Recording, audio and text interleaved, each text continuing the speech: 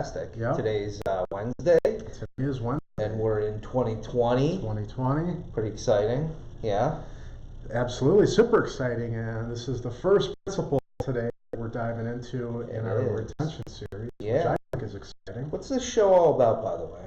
I don't really know. Oh, you don't? I you just walked show in up? and, Yeah. I saw the camera pointing but at me. And our whole series and what we're doing and this stuff. So why don't you tell the good folks out there a little bit about what we're doing? Happy to do that. So so we are this show here is SaaS Coach. So we focus on all things related to software and how software to grow as a service, how to grow it, etc. And this series that we're diving into, kind of principle 1 here today, is all about retention. So we did a whole series last year that was focused on conversion, how to get people to convert, take that action, sign up, etc. at your website. And so now once you get them on board, what next? How do you keep them? So that all important retention, reducing the churn rate, and keeping those users engaged, coming back, continuing to pay for subscriptions. And because that's one of the biggest things. If we're going to put all that effort into our marketing and we're really going to drive conversion like we talked about in our last series, what the most important thing is we've gotten these people, we've spent money doing that, and there was an acquisition cost to it. And so what we really want to make sure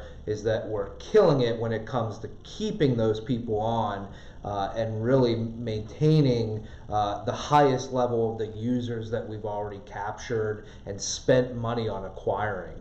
And so we're going through the 10 principles. Today's principle number 1. They're not just 10 principles, they're big honking principles. They are big honking principles. And we've got a download coming very soon where you can get all the principles. These shows are really the dive in deep and talk about them. So you're getting a ton of value out of the shows, but we'll have the guidebook that's available that'll have all the principles. We're just kind of teasing it a little bit and want to make sure that we're kind of sharing a little bit about the show, and then we'll put the guidebook out there so people can get all of the principles together. Yep. But today we're really talking about the first one, which is make the onboarding experience freaking awesome.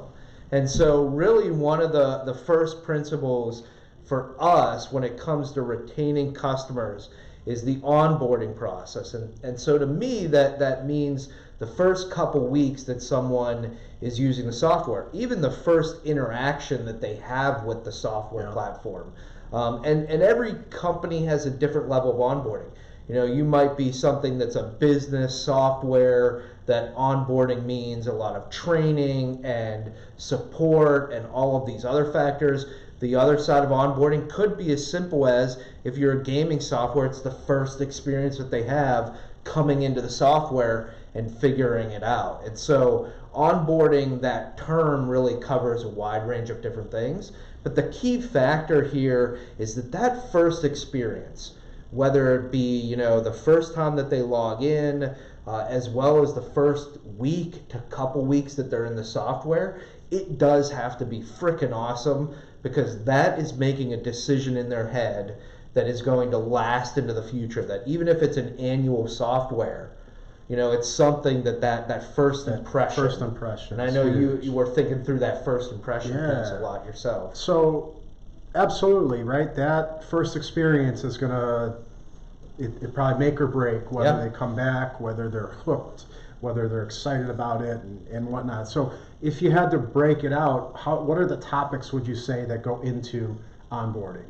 You mentioned support and obviously the whole experience, but what others you think are important? And we can some of the top ones are really usability. How easy is it for the software to use and be intuitive for people to find what they're looking for in that first day, first week. If they are, like GPS, if you can't find what you're looking for and you're confused, you're going to have a lot of trouble. And we can talk about that more. Communication, how well are you communicating with them?